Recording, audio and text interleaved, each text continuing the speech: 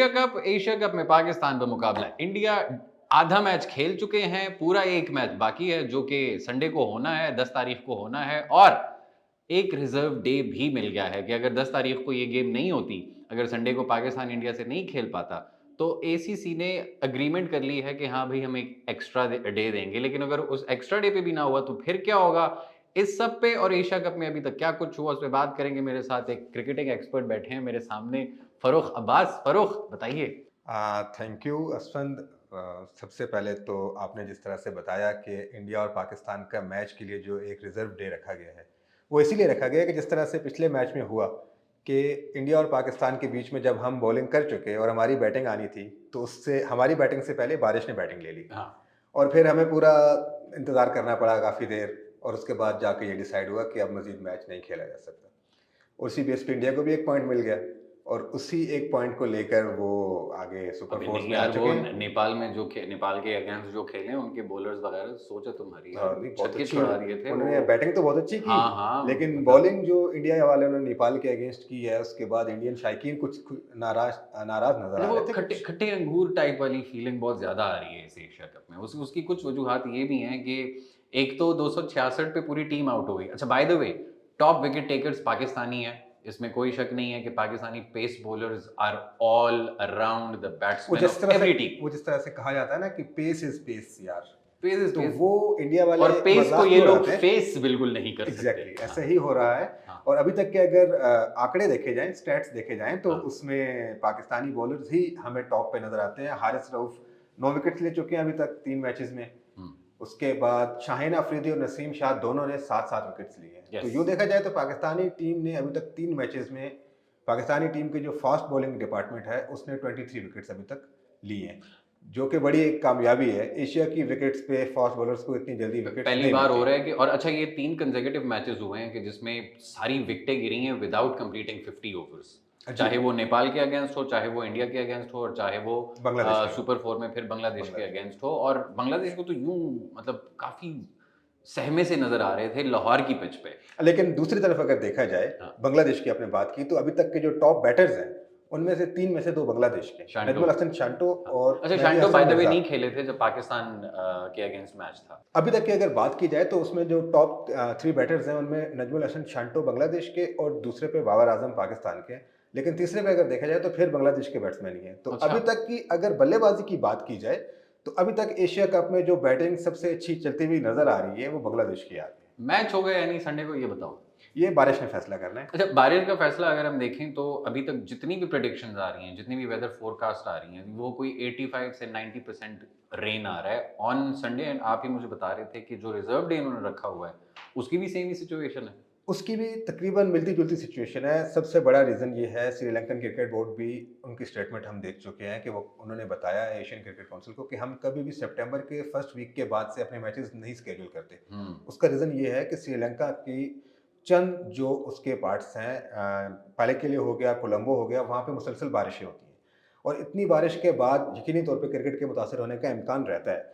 लेकिन ये बात एशियन क्रिकेट काउंसिल के जो कर्ता-धर्ता हैं, और ख़ास तौर पे अगर हम अब पाकिस्तानी फैंस के पसंदीदा जय आजकल शाह की बात आजकल करें तो, ट्रेंड कर रहे हैं, हर रोज ट्विटर पे ट्रेंड कर रहे होते हैं बाय द वे जय हाँ, शाह। उसका रीज़न कुछ भी हो सकता है। हाँ। लेकिन जय शाह जो हैं वो काफ़ी ज़्यादा पाकिस्तानी फैन्स भी उनको डिस्कस करते हैं, और आजकल तो इंडियन फैन्स भी उनको काफ़ी अच्छे से डिस्कस कर रहे हैं, और उन पे ये तनकीद हो रही है कि वो अपनी ईगो को सैटिस्फाई करने के लिए उन्होंने पूरे एशिया कप का जो है वो उस पे कॉम्प्रोमाइज़ कर लिया है। इस पे तो हम नहीं जाएँगे कि इसमें पॉलिटिकल एंगल क्या है या जो भी बाकी बीसीसीआई का जो इसमें इन्फ्लुएंस है। बट यकीनी तौर पे एशिया कप इस बारिश की वजह से और कुछ फैसलों की वजह से भी मुतासर होता नज़र अच्छा आ और रहा हो है। वही रह गया ऑन द ग्राउंड हो या of the ground, of the pitch हो, हर जगह वो मसालेदार चीज़ें बहुत ज़्यादा देखने को मिल रही हैं। पहले मैच में शोएब अख्तर ने बड़ा ज़ोर लगा के बोला कि यार हमें रुकना नहीं चाहिए था, हमें 30-35 ओवर्स के अंदर अंदर ही इनको खड़का देना चाहिए था। फास्ट बॉलिंग अटैक जो चल रही थी उसको रोकना नहीं चाहिए था। क्या कहते हैं आप, व्हाट डू यू से? जी, शोएब अख्तर बहुत बड़े खिलाड़ी हैं और उन्होंने पाकिस्तान को बहुत मैचेस जितवाए हैं। हाँ। लेकिन मैं फिर यही कहूँगा कि आपका जो इस वक़्त का कैप्टन है, बाबर आज़म, ही नोज़ बेटर, जो दुनिया का उनको नंबर पता 1 है, बल्लेबाज़ उनको है, पता है। उसी ने आपकी टीम को दुनिया की नंबर 1 टीम बनाया है। तो उसको ट्रस्ट करें, उसके इंस्टिंक्ट को पे ट्रस्ट करें, उसके फैसलों को क्वेश्चन करें, उसको जज मत करें। हुँ। बेशक उसको फैसले को क्वेश्चन करें, लेकिन उसकी क्रिकेटिंग सेंस को चैलेंज मत करें। उसने आपकी टीम को नंबर 1 बनाया है और खुद भी वो नंबर 1 बैट्समैन है इस अच्छा, वक्त। क्रिकेटिंग सेंस की आपने बात की, गौतम गंभीर की क्रिकेटिंग सेंस के बारे में कुछ बताइए और साथ में श्रीशांत की क्रिकेटिंग सेंस के बारे में बताइए कि जब उन्होंने विराट कोहली को आउट किया तो श्रीशांत का ये बयान आया सामने कि चूंकि वो इनसाइड एज थी, तो इनसाइड एज को तो मैं विकेट ही नहीं मानता। मुझे नहीं था पता कि क्रिकेट के रूल्स उन्होंने नहीं लिखे हुए हैं। नहीं, नहीं, हाँ। अगर श्रीशांत ने जो ये बात की है उस पे अगर श्रीशांत हम बाय द वे वही है हम ना जिनको थप्पड़ शप्पड़ भी लगा था एक हरभजन बार, ने शायद हरभजन, थप्पड़ हाँ मारा हाँ था, मेरे ख्याल ऐसी हाँ बातों की वजह से लगाया होगा। हाँ, कि तो यार कुछ तो सोच लो ना। अगर श्रीशांत के हम स्टैट्स देखें और ये तो वही प्लेयर है ना जो आईपीएल में आई बिलीव गैम्बलिंग शैम्बलिंग और उस चीज में भी पकड़ा गया था। काफी खिलाड़ियों के उसमें नाम आए थे, हाँ उसमें हाँ हो हाँ। सकता है श्रीशांत नहीं का नहीं, भी हो। उसकी वीडियो और ऑडियो रिकॉर्डिंग भी है आई बिलीव दिल्ली पुलिस के पास। तो और अगेन मैं कुछ नहीं जानता क्रिकेट के बारे में, बट जो श्रीशांत कहते हैं ऑब्वियसली वो क्रिकेटर जो हैं। श्रीशांत ने बात की उस पे हाँ अगर मैं बात करूं तो मैं यही कहूंगा कि श्रीशांत के अगर हम स्टैट्स निकालें तो उन्होंने जितनी विकेट्स ली होंगी उसमें से मेरे ख्याल है आधी इनसाइड एज ही होंगी। हाँ। तो वो फिर हम निकाल देते हैं उन विकेट्स नहीं, को भी। मुझे ये नहीं तुक समझनी है कि इनसाइड एज जो होती है तो वो विकेट नहीं होती लेकिन मतलब। आउटसाइड पे चौका जो लगे वो चौका होता अच्छा, है। वो चौका वो होता है। चौका होता है। अब गंभीर के बारे में बताइए, उन्होंने पाकिस्तानियों के बारे में बहुत कुछ कहा है पिछले दिनों में। उनको पता है आई बिलीव, अब अभी एक ट्वीट में पढ़ रहा था कि जब भी इंडिया में धूप बहुत पड़ती है तो गंभीर ये कहते हैं कि ये सूरज जो है ये पाकिस्तान से आया है, इस वजह से ये धूप बहुत ज्यादा है। गंभीर का इशू एक ये है कि वो उनको अभी तक वो डिसाइड नहीं कर पा रहे कि वो कोहली से ज़्यादा डिसलाइक करते हैं कोहली को या पाकिस्तान को ज़्यादा डिसलाइक करते हैं। और अगर उन जिस तरह से वो वहाँ से जा रहे थे मैच के बाद हाँ और वहाँ पे कोहली कोहली और धोनी धोनी के नारे लगे हैं, लेकिन उनको शायद कोहली और धोनी के नारों के मतलब जो है वो पाकिस्तान समझ आया है। हाँ। तो उसके बाद उन्होंने जो इशारा किया है जो उन्हें करना नहीं चाहिए था, क्योंकि बीइंग वो एक क्रिकेटर भी रहे हैं, अभी कमेंट्री भी करते हैं और पॉलिटिशियन भी हैं। पॉलिटिशियन ना। तो उन्हें ये ज़ेब नहीं रहता था, लेकिन उन्होंने किया और उसके बाद जिस तरह से उन्होंने नेशनलिज्म में जाके पनाह ली है, ये हरकत करने के बाद कि मैंने तो ये हरकत इसलिए की थी कि मुझे पाकिस्तान से कुछ नारे सुनने को मिले थे पाकिस्तान के हाँ, और anti India slogans. Anti India और एंटी कश्मीर एंटी स्लोगन्स लोग अब धोनी पाकिस्तानी और फैंस कोहली बोल का रहे थे। नाम लेना अगर गौतम गंभीर की नज़र में एंटी इंडिया है, फिर इंडियन फैंस खुद फैसला करें। इंडियन फैंस खुद फैसला करें और हमारे फैंस भी खुद फैसला करें। लेकिन हमने टॉप परफॉर्मर्स की बात की, तो टॉप परफॉर्मर्स अभी तक किस किस के रहे हैं वो मैं बता दूं आपको। पाकिस्तान की तरफ से बाबर, शाहीन, हारिस और Naseem, they are one of the top performers. Afghanistan की जानिब से इब्राहिम, रहमत और Hashmatullah were top performers. Bangladesh का आपने जिक्र किया जिसमें शांटो, मेहदी और तस्कीन है। श्रीलंका से पथिराना, सदीरा और असलंका। नेपाल से सोमपाल, कुशाल और आसिफ। इंडिया के टॉप परफॉर्मर्स है गौतम गंभीर नहीं नहीं, बारिश, अंपायर्स ओके। और जय शाह। ये टॉप परफॉर्मर्स शुभमन है। गिल को आप भूल गए। शुभमन गिल यार ना करो यार, वो बहुत अच्छा टैलेंट है वो। नहीं, मुझे हंसी आ जाएगी, मेरी हंसी मैं निकल उनके ये जाएगी। बता रहा हूँ कि वो अभी जब उन्होंने नेपाल के खिलाफ 60 और रन स्कोर किए हैं तो उनके आईसीसी जो रैंकिंग 15 पॉइंट्स 15 हैं पॉइंट्स, उसमें 18 पॉइंट्स का इजाफा हुआ और मतलब वो 18 तीसरे नंबर पॉइंट्स पे आ है। गए हैं। हाँ ठीक। जबकि बाबर आजम ने जब 151 बनाए अच्छा, हैं, उसकी मैं थोड़ी सी एक्सप्लेनेशन दे दूं कि वो कंप्यूटराइज्ड है, उसमें कोई एआई चला रहा है उसको। एआई चला रहा है उसको, और इसमें कोई मतलब आप हंस रहे हो, मैं सच में बता रहा हूँ, उसमें कोई साजिश नहीं हुई। होता ये है कि जब भी आप किसी टॉप परफॉर्मर, मतलब वो डिपेंड करता है कि अगर आपकी एवरेज 4 मैचेस में 60 ही रहती है, कोई 3-4 चीज़ें हैं, कैलकुलेशंस होती हैं, उसके बाद होता है। और अगर आप लेट्स से अगर पाकिस्तानी बॉलिंग पेस के अगेंस्ट कोई बैट्समैन अच्छा खेल जाता है तो उसको ज़्यादा पॉइंट्स मिलेंगे क्योंकि पाकिस्तान टीम की रैंकिंग और बॉलिंग की रैंकिंग थोड़ी ज़्यादा है। सो इन सारी चीज़ों को भी वो कैलकुलेट बहुत करना अच्छा पड़ता खेले है। हैं पाकिस्तान के अगेंस्ट। यस यस यार, है ना, खेले तो हैं, टॉप ऑर्डर नहीं खेला। अगर 3 वर्सेस 3 की हम बात करें, यस हमारे बॉलर्स ने उनको दिन में ही तारे दिखा दिए थे, इसमें कोई शक उड़ा नहीं के है। रख दिया जिस उड़ा तरह। के रख दिए थे।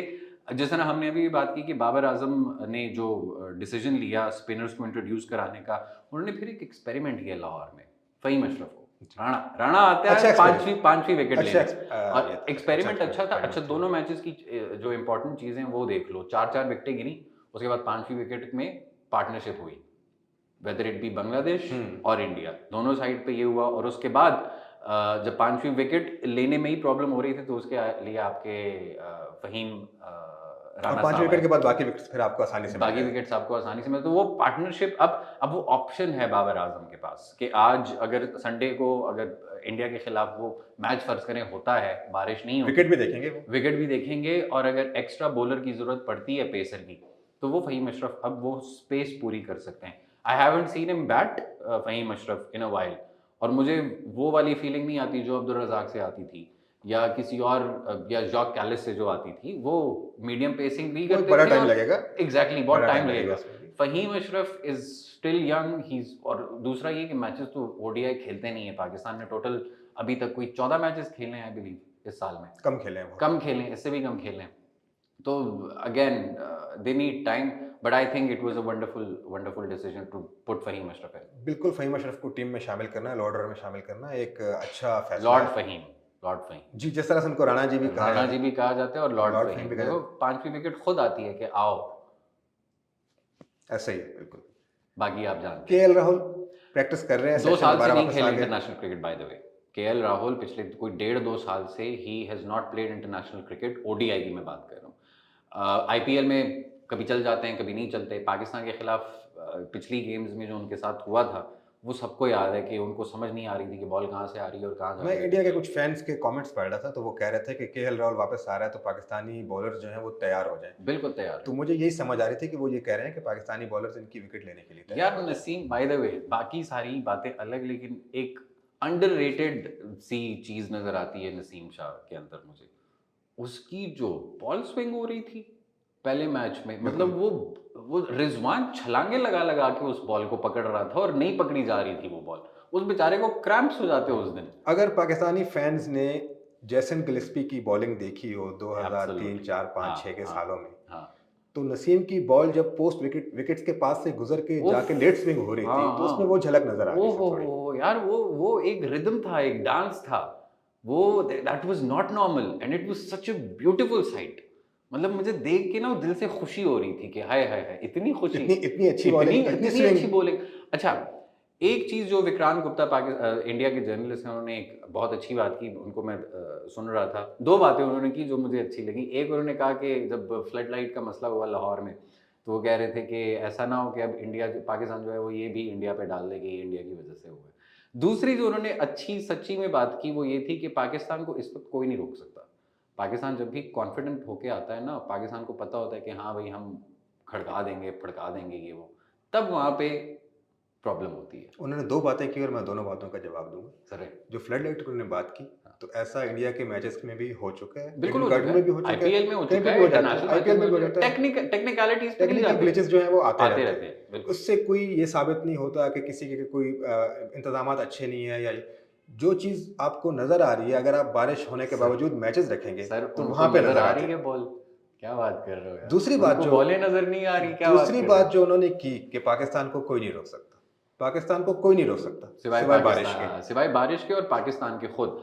उसकी मैं बता देता हूँ डेफिनेशन। अगर पाकिस्तानी प्लेयर्स के जहन में जब ये बैठ जाता है ना कि हाँ हम, एक तो ओडीआई टॉप रैंकिंग बिल्कुल। नंबर 1 पे हैं, दूसरा वर्ल्ड कप आ रहा है, अगर वर्ल्ड कप में हम ये सोच के जा रहे हैं ना कि वर्ल्ड कप तो है ही हमारा, और इंडिया में तो एक होता है कॉन्फिडेंस, एक होता है ओवर कॉन्फिडेंस।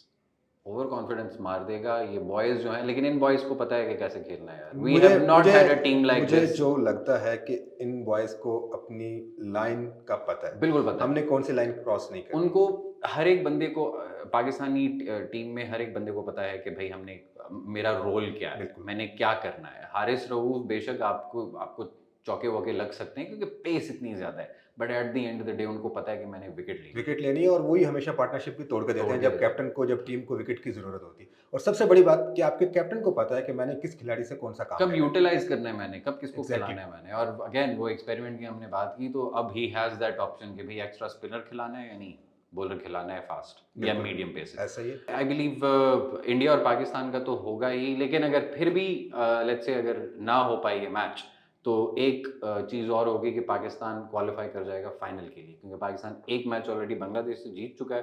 तो वही हिसाब होगा जो ग्रुप में हुआ था, और इंडिया पे इस चीज़ का एक्स्ट्रा प्रेशर होगा। इंडिया पे इस चीज़ का एक्स्ट्रा प्रेशर होगा। तो ये जो बारिश, वो क्या है, टिप टिप बरसा पानी, ये टिप टिप बरसे हुए पानी की आड़ में जो ये छुप रहे हैं ना, ये कब तक छुपेंगे? वो कहते हैं ना बकरे की माँ आखिर कब तक खैर मनाए, अपना ही नुकसान होगा। अपना ही नुकसान होगा। आप अगेन आप बायलैटरल खेलो, आपको पता लगेगा कि भाई बुल्स को कैसे खेलना है। बायलैटरल खेलते नहीं हो, इट्स योर ओन फॉल्ट।